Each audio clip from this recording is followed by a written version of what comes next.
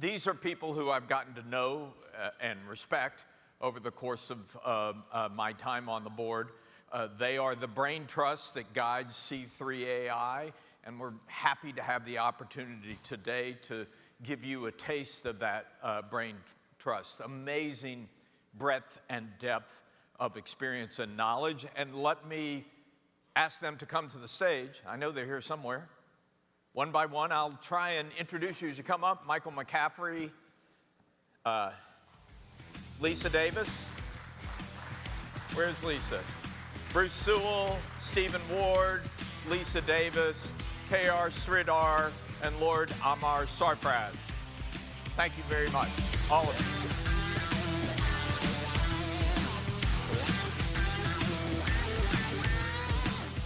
Wow. How is it over there? What'd you say? Thank you all for doing this. And Mike, because you're sitting next to me, I'm going to pick on you first. Sure. But I'm also dying to ask this question. You're a technology investor, experienced, successful one. We've spent the day today talking about the amazing applications of this technology that are going to change the world. And yet you look at the stock market over the last 3 weeks, it's pretty ugly. It's pretty ugly. Correction territory, tech stocks down like 20% or more. There's a little bit of a bounce back this morning, but it's still pretty bad. How can it be that this transformational technology that we're all so excited about is not being recognized in the market? I mean, the first thing I would say, Alan, is I don't think you should look at the stock market. It sounds like you're pretty upset right now. You're a little bit, a little agitated. Yeah. Jim Snobby said this morning that he tries not to focus too much on the present. He said something like that, like learn from the past. And in the financial markets, that's called, if you focus too much on the present, that's called being really short term. So I want to give a recent historical context using NVIDIA as an example, and then talk about where I think things go from here, which I think will reflect more of the kinds of conversations we're having at this conference. So the 52-week price range of NVIDIA is 75 to 153. Now, I didn't make that up. The stock's got a market beta close to 2, and that's just the financial beta. I would argue that given it is in this AI sector, something I'll refer to as sentiment beta, meaning information changes quickly. Again, I think Alan said earlier, last year we were not even using the term agent AI, and it's in everybody's jargon now. So that's just my way of saying the information impacting the industry and the stock prices is changing really rapidly. Okay, that's sort of recent history. Stock today is about 118. Jensen, I think, was really very positive at GTC yesterday, which is arguably the largest AI conference on the planet now. But the immediate reaction to his comments was the stock went down. Okay, why? Well, that sentiment beta changed pretty dramatically with DeepSeek. Whether that's a good, accurate calculation or not, meaning should it have had that impact or not, we could debate.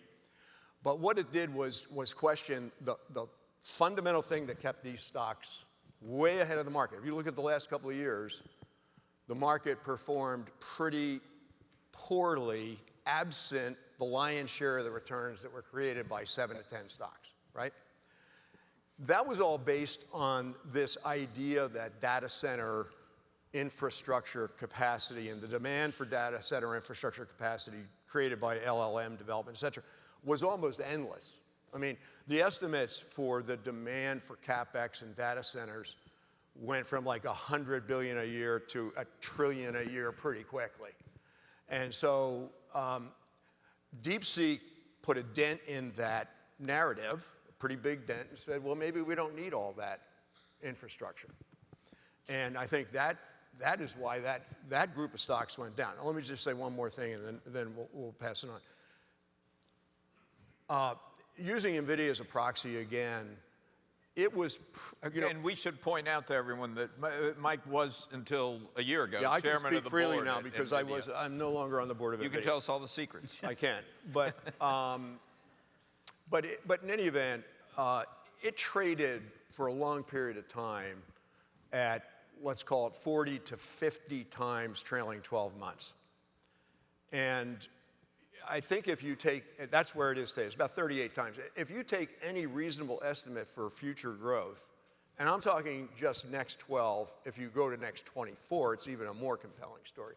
But I mean, if you take that and you say, okay, it's going to grow 30 to 50%. Now, I think that is more than a reasonable range of growth estimate. I think that's a pretty conservative.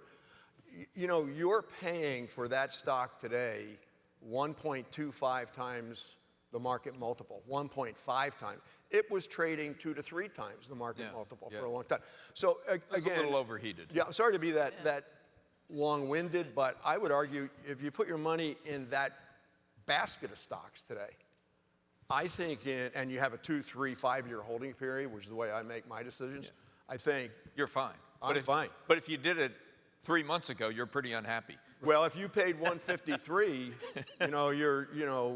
but again, you can never really time these things. I just think it's a pretty attractive entry point today. I'm going to jump around here a little bit, but Steve Ward, I'd like to go to you next because you were part of the personal computer revolution, right? You were at IBM, you ran Lenovo.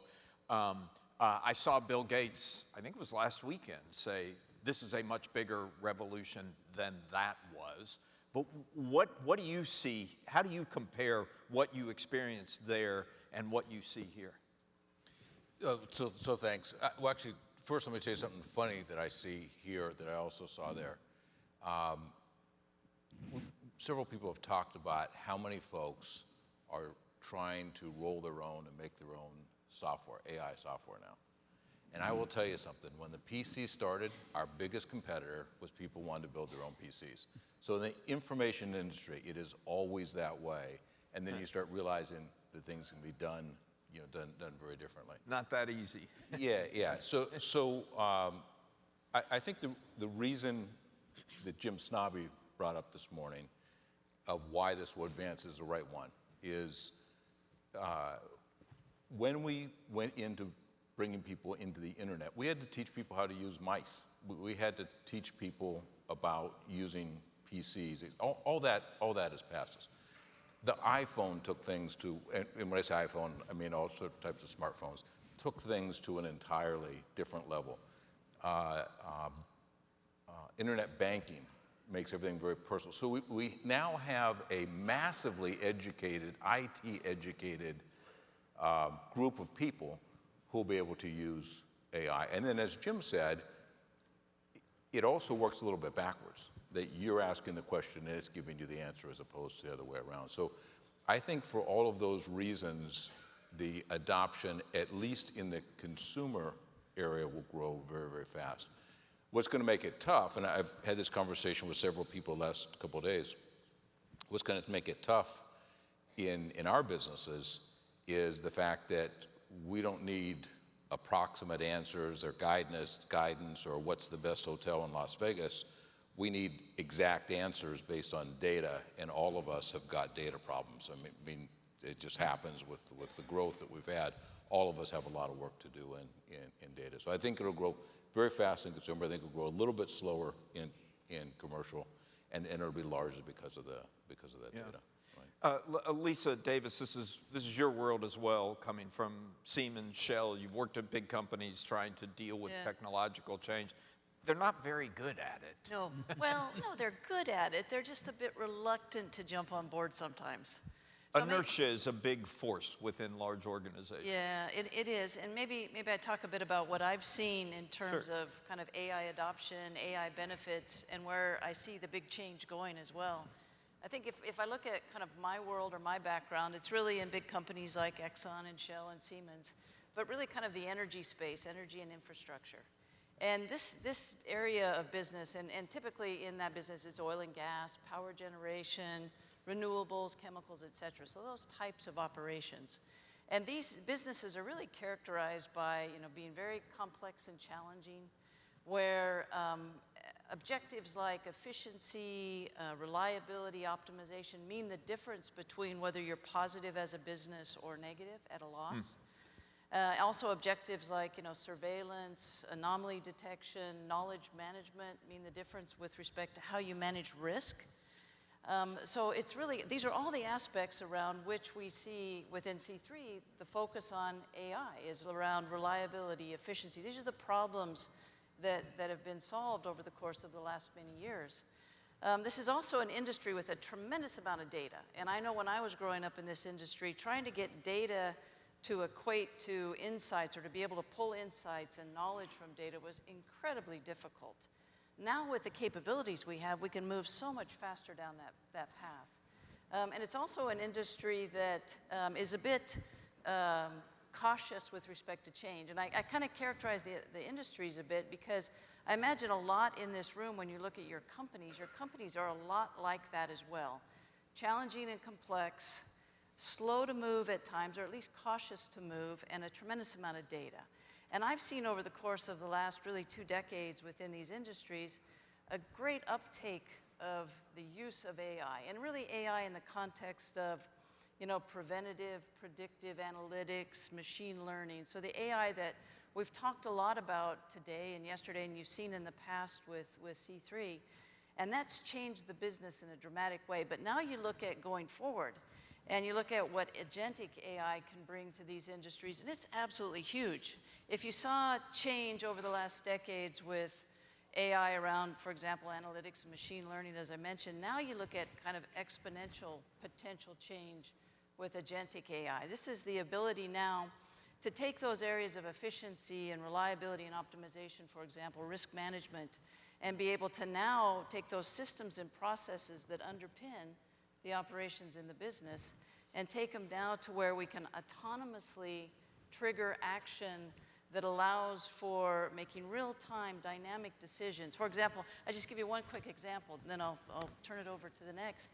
If you look at, for example, a grid, the distribution system for power, for electricity, we've been able to, through AI over the past years, been able to predict what drives the fluctuation in demand for electricity. And that can be caused by weather, that can be caused by the intermittency of renewables, for example. Now with agentic AI, you can go the next step and say, now I can simulate those grid systems, and I can make real-time decisions about how I can balance the load, how I can reroute the power, how I can control the voltage in the system. And all of this allows for creating even more and more resiliency in that specific system, and allows for more utilization, which is absolutely essential in today's world when we're making even more and more demands on electricity. So it's just a great example of how not only do you have the base of AI implementation in these businesses, which is present in many of the companies, all the companies here as well, but now you can take it to the next level and really create autonomous, real-time decision-making and take those businesses and those processes and systems to the next level and create even more value and safer, more reliable operation. It's very exciting. And it was interesting to see how far Dow has gotten already. That was a great example. KR, let's stay on the energy track. Mike mentioned Jensen Huang's event yesterday. One of the things he said was that he now thinks the need for compute in the future is 100 times greater than he thought just 1 year ago, 100x in 1 year. I shudder to think what the energy demand that creates is, but you're calculating it all the time. So tell us, first of all, how big is the energy suck that's going to come from this technology revolution, and how the hell are we going to meet it? Great question, but I'm going to answer that question by first addressing just a thought for all of us, right? In other words, you are not going to answer the question. No, I'm going to directly answer the question. A very standard experience for me. No, I'm going to directly answer your question. So 142 years ago on Pearl Street in Manhattan, Edison put the first grid. Okay? After 142 years now on the planet, similar to breathing air, water, food, shelter, electricity is a necessity. Yeah. I'm willing to venture it won't take even 142 quarters, not 142 years, where without AI, life in the modern world doesn't run. Okay? This is why Jensen is right. This is why Jensen is under-predicting. So, clear answer to your question, he's not over-predicting, he's under-predicting. So let me put a few things in perspective so we can understand. When you made the comment about the big stage and the number of chairs and all of us sitting here, I just took a scan of this. This is roughly 7,000 square feet, this stage, if I, give or take. I'm a good estimator, okay? The stage alone is 7,000 square feet.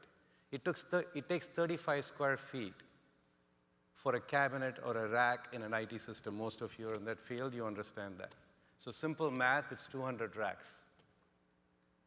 Forget the IBM mainframe, that's dinosaur, right? Go to the latest CPU racks. 10 watts per rack, that's 2 megawatts. So to power a data center the size of this stage will take little over the power consumed by about 1,250 US homes. Wow. Okay? The Blackwell chips that are being shipped today are 130 kilowatts a rack. You're talking about 20,000 homes worth of power going into a space the size of the stage to power those chips. That's not in the future, that is today. Jensen's talking about Rubin plus 600 kilowatts per rack. I won't bore you with the math, but think about 100,000 homes worth of power in this stage. That's what it'll take to run those chips. Okay? So we as a country consume 4,000 terawatt hours of power. Just NVIDIA's chips for this year, assuming that they meet their target of 200 billion, fully powered, fully utilized, will be 2.5% of the entire consumption of electricity in the United States. 1 year's worth of production. Why the heck do we need all that? Without physical AI, that is the bet. Physical AI is where all this is going to get used. They're not building it for the sake of building. A hyperscaler uses about 50 terabytes of data, $150 million. The ROI they expect is $5 billion out of that 150 million. That's why they have the 70-80% margins in their business. So just imagine this 500 billion worth of data centers being built with this year's production of NVIDIA chips alone, being monetized. And that's all in the inference AI relating to your applications, the physical space. So if you are not doing it, somebody else is doing it, and that's the application. And the only way you can produce that power is on-site power generation. And we can talk about that separately if you want to. But Well, yeah, I mean, it's because the question is, how can we produce all of that power how's that without gonna happen? destroying the environment? How is it going to work? so if you think about the archaic world of how the power is being done, we have put Band-Aids on it. We have brought oxygen to this poor patient, and we are just pumping it all with this Edisonian mechanical age infrastructure electricity. It was meant to keep the lights on and the meat cold in a refrigerator, not to run digital devices and run our heart and run our systems, right? So on-site power generation has to happen. Why is that? Think about this.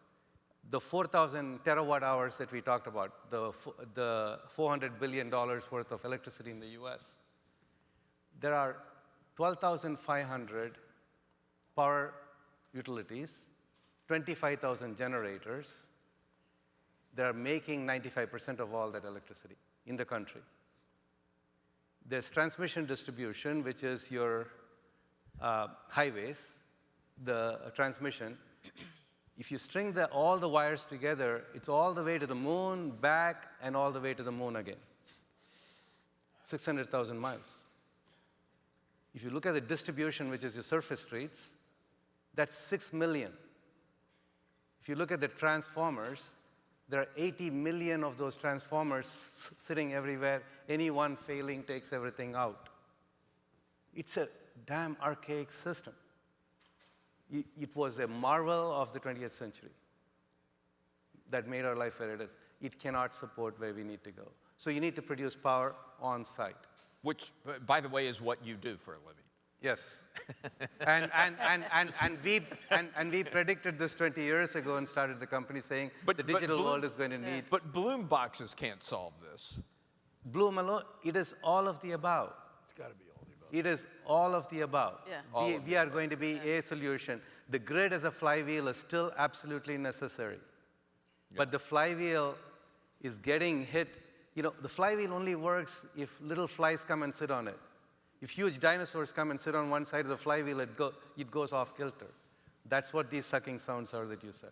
Yeah. Can I Yeah, please. Yes, of course. Because KR and I talk about this all the time. This is old news, but this leads to a discussion about how our society is going to go about building the power necessary. And about a year and a half ago, Loudoun County, Virginia, had the opportunity. Amazon was going to build the largest data center in the world there, and the locals voted it down because there was no plan by Virginia Power on how they would develop the power and deliver it. So, I mean, this is here and now. Yeah.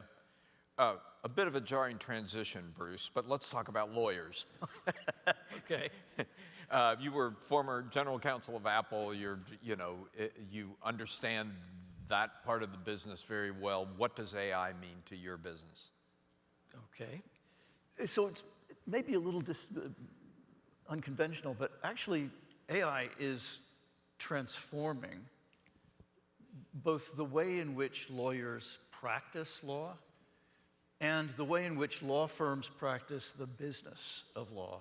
Those two go hand in hand.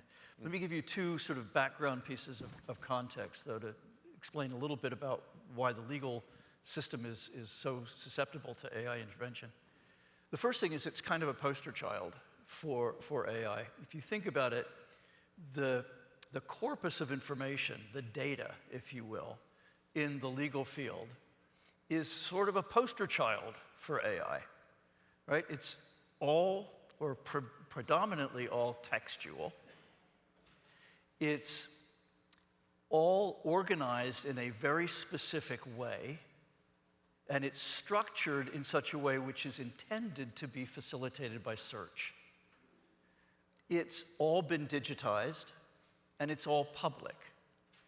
So the issues that a lot of companies are dealing with in terms of cross-pollinating information, getting data types to be consistent, that's sort of already been done with legal information.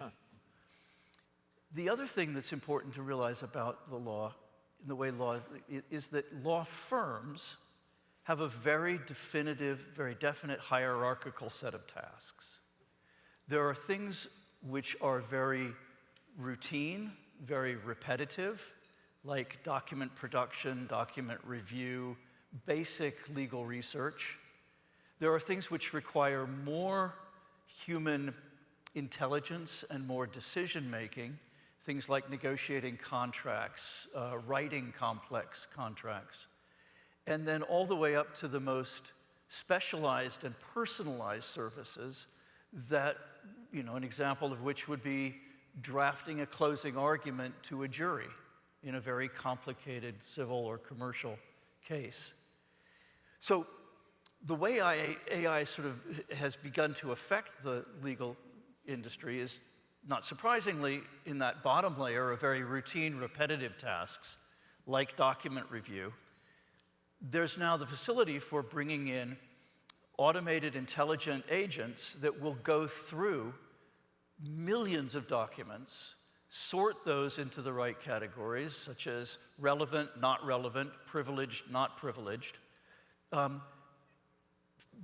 massively cutting down the time it takes to do that kind of work, and massively reducing the cost of doing that work, which for law firms is actually quite a big deal. A lot of money is spent on these kinds of tasks. So we have entities like Lexis Plus, Westlaw Edge, that's already doing this and saving a huge amount of time and money in the legal process. Going to that next level, which is the sort of intermediate level where you're drafting contracts, you're comparing contracts, you're negotiating contracts, there are now AI-based tools such as Kira and LawGeeks, which will draft basic contracts, will look at and compare contracts to determine whether there are clauses that are missing, whether there are things that have been overlooked in the drafting. Again, massive reduction in the amount of time that it takes to do the legal process and a massive amount of savings in terms of the cost. Then that very top quadrant or top segment where you're talking about these very, very specialized activities like drafting an argument, choosing a jury. We've already just begun to see AI permeating that sphere as well. There are products such as Premonition now, which will analyze judicial opinions and help lawyers determine which way a judge is likely to vote in a case. And this is sort of the holy grail, if you will, in the AI application to law, the ability to begin to predict the outcome of cases. And if you play the what-if game, the one that Jim was talking about this morning, if we can begin to accurately predict how a case is going to come out, how a jury is going to respond, then the necessity to actually try the case, the necessity to actually go to the time and expense of putting the case on is obviously reduced if we can predict in advance what we think is going to happen. So if you know by choosing a certain kind of jury, you're likely to get a certain kind of response, and you have the capacity to choose that jury, then why go to the trouble of going through that exercise? So the what-if game is what happens if it gets to the stage where we can accurately predict legal outcomes? You don't really need to go to court anymore. Yeah. And if you can imagine a world in which we didn't have to actually litigate cases, what an incredible savings of time, social resources. It could be a completely different world. So it's clear you look at each of those levels, hugely transformational for the practice. Is the end result that we just don't need as many lawyers? Or is the end result that we'll have as many lawyers, but they can practice at a much higher level because they have incredible tools? So I think the answer is both. I mean, I think you are... Wait, I thought it was an either-or question. You're going to reduce the number of people who are licensed lawyers. Okay. The need for those people will be diminished. You're also going to allow the people who do continue to enter the profession to operate at a higher level and to spend more of their time on sophisticated problems that require that kind of attention. One of the interesting questions, in addition to the what if, is that law, like medicine, is regulated and licensed. And in order to get from where we are now to an end state that I think would be more pro-social, we have to go through the analysis of what does it mean to practice law, which is the same question that the medical profession will have to ask. What does it mean if machines are doing more and more of this kind of work? Where do you draw the line between the licensed practice of law and the unlicensed practice of law, or the machine practice of law? Lord Sarfraz, thank you for being here.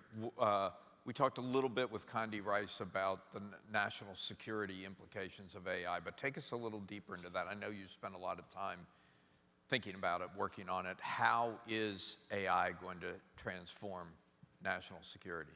Well, first, as a British parliamentarian, I have to say, I am super excited to see the action in AI because as everyone in this room is fully aware, the UK invented AI. Just as we invented crypto and just as we invented the internet. So well done to everyone for taking it forward. Al Gore might not agree, but go ahead. Right. Look, in the last 12 months, since the last Transform conference, there have been 30 new heads of government installed around the world with massive cabinets with them and everyone is an AI expert. And that's resulted in some 50 new national AI policy papers, 50 of them. So you're trying to figure out what's going on. And if you're in the government in the business of AI procurement, you have serious fear of messing it up. But at the same time, you have FOMO of missing out on all these big investment opportunities you keep reading about. And so it's difficult. But then you look at countries like Secretary Rice pointed out what's happening in the GCC. Abu Dhabi has said by 2027, they want to be 100% AI government. 100% AI. What does that mean? Every decision should have AI at the heart of it, and every citizen-facing service should have AI fully enabled. And the NSA of the UAE is here today in the US. Yesterday he met the president. He's trying to buy chips. And so they're taking it very, very seriously and investing billions of dollars. So I think that's hugely inspirational because it gets the whole country behind this vision. Let's see how much of it they'll achieve. But in defense, particularly in the UK, we have hundreds of AI pilots on right now, hundreds of pilots. And now we have this massive opportunity, all thanks to President Trump, because he has made us realize that we need to invest in defense, which we've been putting off for many, many decades. Do you think it's a good thing? I think it's a great thing. We're going to invest now in defense. Look, why is it a good thing? The capex that we spent on the British Army last year is less than the capex that the New York City subway spent on their own maintenance last year. And have you been on the New York City subway in a And while? I understand that probably says more. It says more about the New York City subway. Look, there are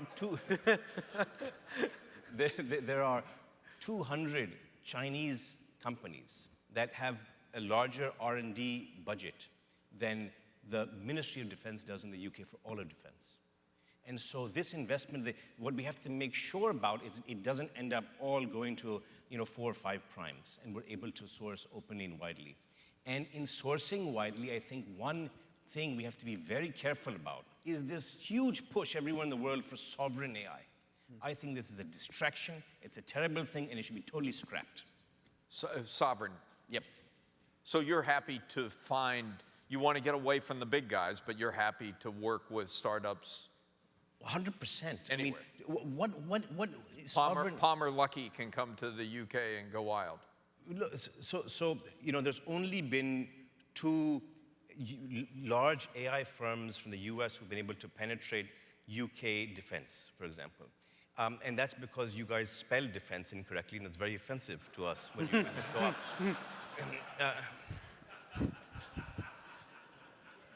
But we shouldn't waste our time focusing on sovereign solutions. Look, there's a place for sovereign data. There's a place for all sorts of sovereign stuff. But what is sovereign AI? 195 countries are going to try and come up with their own hardware, their own clouds, their own software, their own people. It's a distraction. How about European?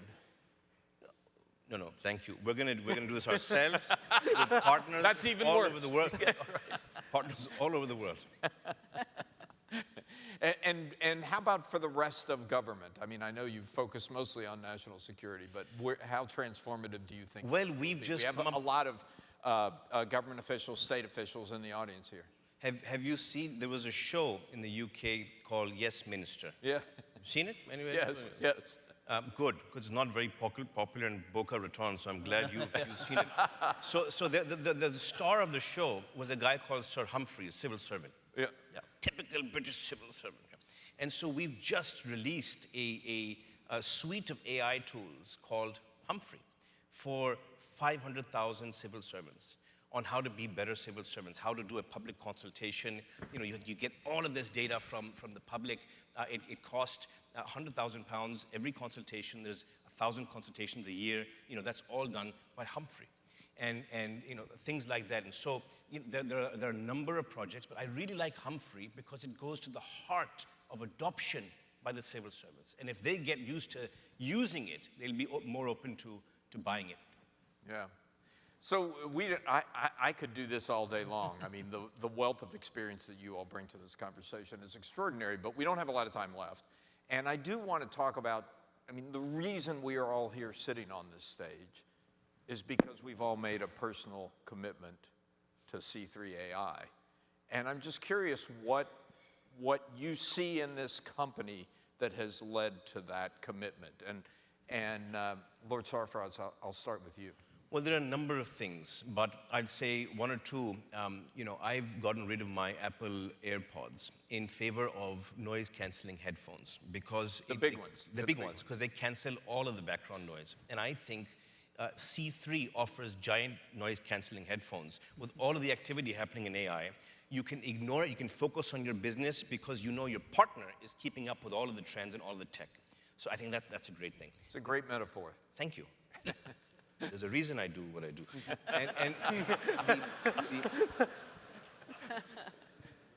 I think I'll stop there. You're good at that?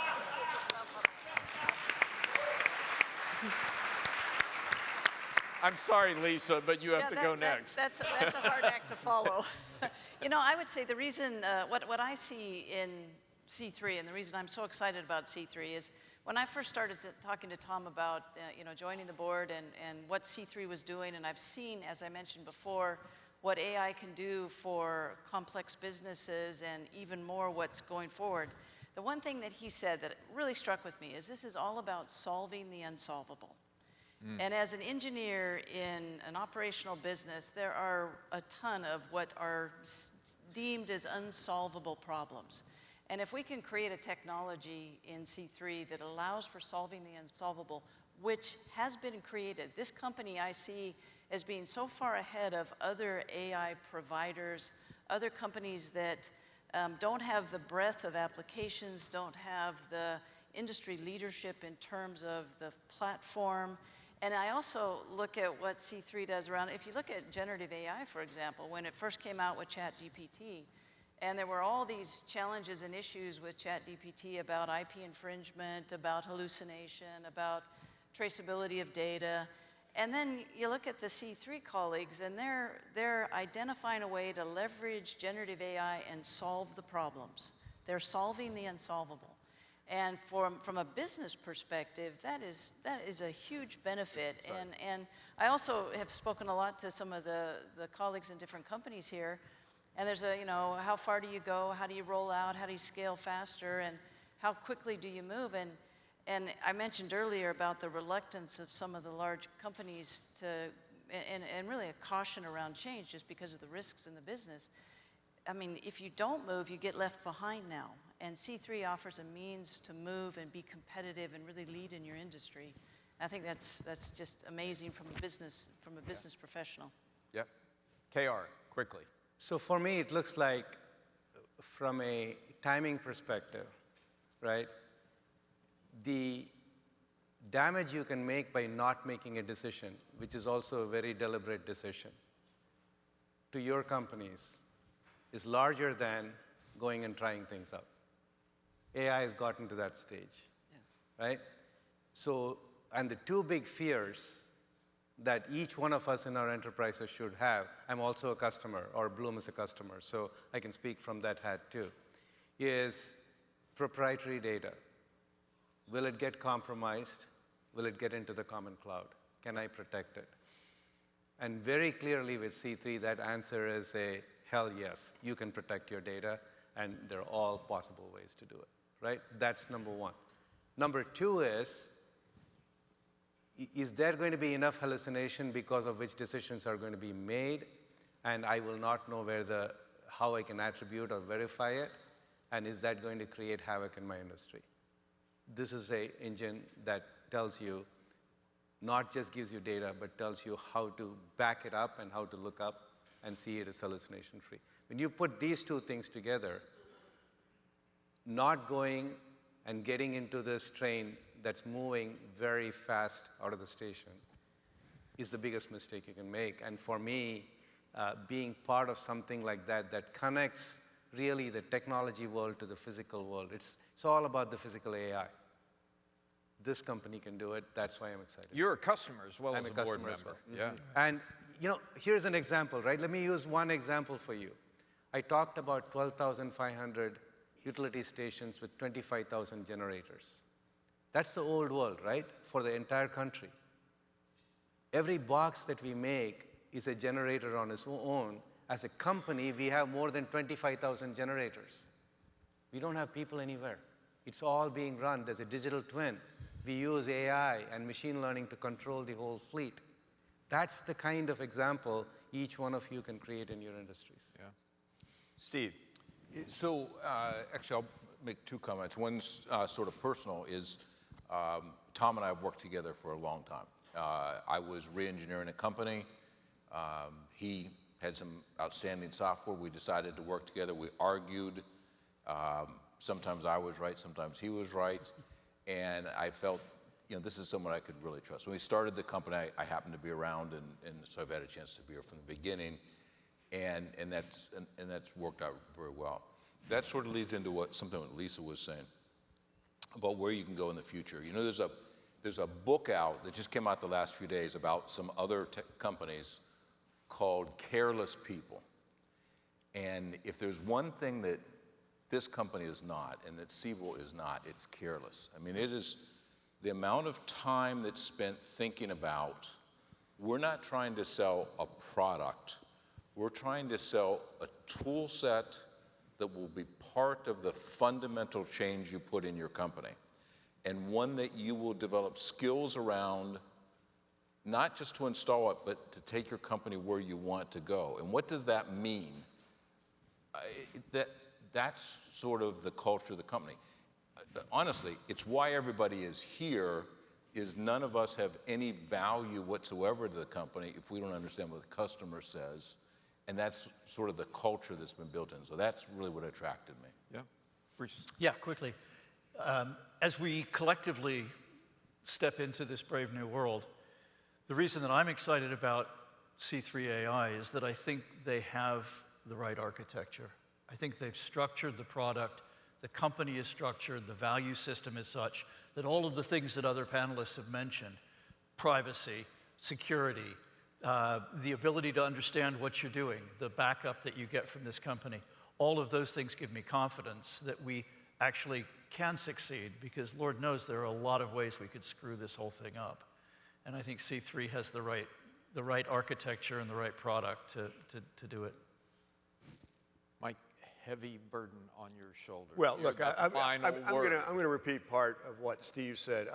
I first met Tom when we took Sewell Systems public, and I consider him to be one of the smartest, highest integrity, hardest working entrepreneurs in the history of the technology industry. So getting the chance to work with him, and his team reflects that. Like, if you get to know the people at C3, they're very much cut from that same cloth.